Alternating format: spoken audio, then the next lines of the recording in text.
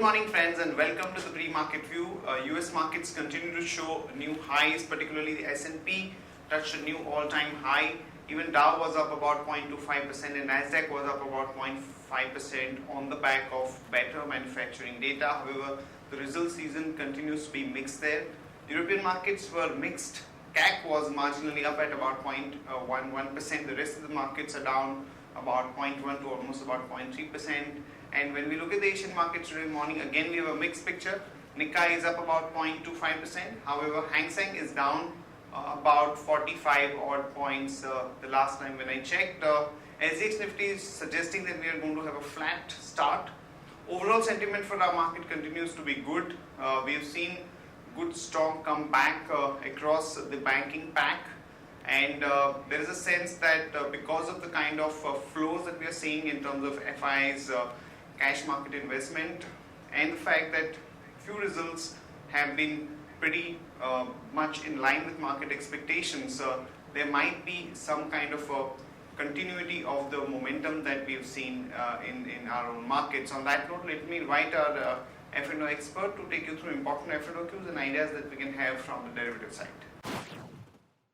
Good morning friends, we'll give analysis on derivatives. Friday's trading session taking mixed views from the international markets. Our market did open on a flattish note and thereon it consolidated in a narrow range for the first few hours of trade, and there we did saw Nifty showing some kind of a resilience at lower level and bounce back. It was kind of a mid-cap day where most of the mid-cap counters outperformed significantly compared to the large-cap stocks. And we did saw a significant amount of rally in the mid-cap counters and semi-large cap stocks, where most of the counters were also up more than 7 to 8 odd percentage, and due to which a market did show some kind of a resilience and did manage to close on a positive note with a gain of 0.40 percentage, settling at 8554.30, crossing our VWAP of 8545. The open interest terms 3% was added in the open interest. In the absolute terms, 7.29 lakh shares were added in the open interest. Cost of carry did increase significantly from 6% to 9%. That is, Nifty Premium did came up from anywhere around 10 to 11 odd points to currently 18 points, which is a very positive sign. We have seen good amount of long positions getting added by the market in yesterday's trading session, also in Friday's trading session also. The put call ratio increased by 1 basis point from 1.03 to 1.04. And volatility index was more or less same at around 15.5 odd levels and was down a bit by 1.5 odd percentage. Now on the options activity, we did saw an unwinding in the call option. One day we have been seeing an unwinding in put and one day in the call. 8,600 strike price, that is 8,600 level, would act as a stiff resistance for the market. At 8,600 is the highest in terms of 8,600 call is the highest in terms of open interest with around 62 lakh shares into it. However, we have seen an unwinding into it, but it would be very much difficult for market to cross 8,600 in the near future, that is for this expiry. While 8,500 call option have also seen an unwinding of around 12 odd percentage. While on the put side, we have hardly seen any kind of an addition in the open interest. 8,400 and 500 strike price put option was bit active, seeing a single digit addition in it, like 5 to 8 odd percentage respectively, while 8,300 put option have seen an unwinding in it. So all in all, the market for the next few trading sessions, as we have been heading towards the expiry week and we are just 4 days away for the expiry of July series, and market has been it will be traded in a narrow range until we don't get any kind of positive surprises as GST getting passed in the Rajya Sabha. Till that time, we might it would be difficult for the market to cross 8,600, and 8,600 level would act as a stiff resistance. However, there will be always a downside cushion, as we have seen a stiff seen a sharp upside in the market, so there would always be a short covering cushion support for the market at the lower levels. Hence it would be, and so all in all, we might see market trading in a range bound kind of a movement in the lower level of 8450 and higher range at 8600. In that level, market could trade for the next 4 trading session.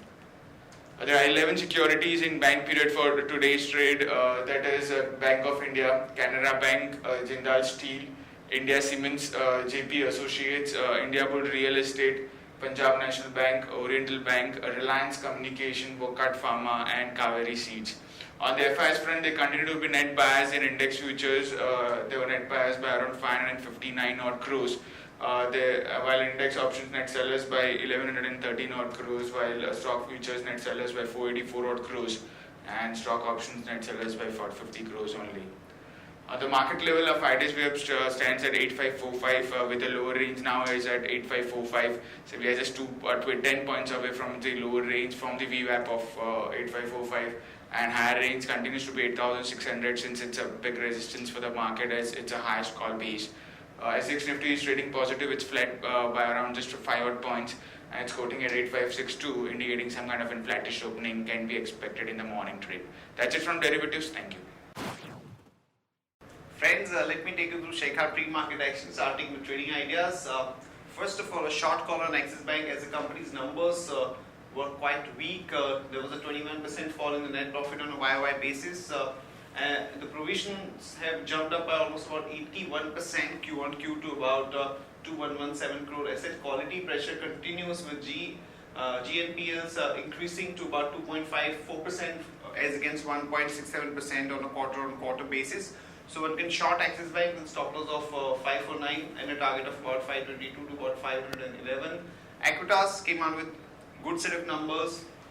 The net profit growth was 63.6%. Total income growth was 46%. The growth has been led by the disbursements into products like microfinance, commercial vehicle finance, and micro enterprise loans. So one can go long on Equitas with a stop loss of 178 and a target of about 187 to about 191. Thyrocare again reported good set of numbers. PAT came in at about 16.4 versus 11.7% growth of 40%. The margins also have been around 40 odd percent. So one can go long on Thyrocare with a stop loss of 554, target of 582 to about 583. Kane Vedanta final merger announcement has been announced over the weekend, and that seems to be positive for Kane as the company will, the shareholders of the company will get 4 additional preference shares, which would mean that the incremental benefit of 30 rupees has been given out to the Kane shareholders. So one can go long on that one with a stop loss of 188 and a target of about 198 to about 201. In other news and developments, GST listing in Rajya Sabha is likely this week. JT to meet state FMs on Tuesday, and there are reports that even with Congress, there is some progress on the talks which are going on. FIPB to consider 12 foreign investment proposals on August 2. The government is set to start talks on merging 13 state oil companies to create one big company, Behemoth. IOC is in talks to buy GSPC stake in Mundra LNG terminal. Supreme Court has asked Cipla to deposit 175 crore in cases related to overcharging. IL&FS Engineering wins 533 crore Nagpur Metro Rail project. Gujarat Fluorochem has entered into an agreement for sale of a stake in Chinese JV. And Mandhana, the CARE has downgraded the long-term bank facilities to default from BBB+. Emphasis came out with numbers that PAT came in at about 204 crore versus about 147.8 crore. Rallies India Q1 net profit came in at about 174 crore. There were exceptional gains at 158.4 crore. However, there was definitely an improvement in the margins. Persistent System came out with a decent set of numbers. Q1 net has risen by 9% to 73 crore. Sanofi India came out with a good set of numbers, and the net profit growth was 33%.